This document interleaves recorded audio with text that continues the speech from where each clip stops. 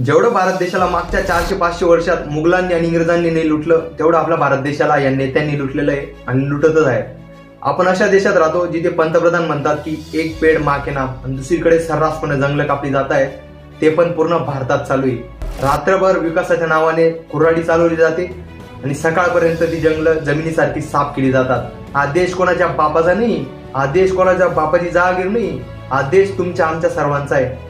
संविधानाच्या प्रस्तावनेत दिलेलं आहे, we the people of India, आम्ही भारताचे लोक या देशाचे मालक आहोत, तुम्ही कोणी नाही. तुम्हाला आम्ही एक प्रतिनिधी म्हणून निवडून दिलेलं आहे. जी अरावली पर्वत शृंखला, जी हिमालयापेक्षाही करोडो वर्षांनी जुनी आहे, ती अरावली पर्वत शृंखलाला तुम्ही 100 मीटरपेक्षा कमी डोंगर असेल तर पूर्ण छाटणं लावलंय. कोणाच्या याच्यावरून काय संबंध तुमचा? कसा विषय? एवढी हिंमतच कशी होती? कारण मालकच अजून जागरूक नाही या देशाचा. जी 150 करोड जनता म्हणतो ना आपण, ती जागी नाही अजून, तर होणारच असं आहे ना.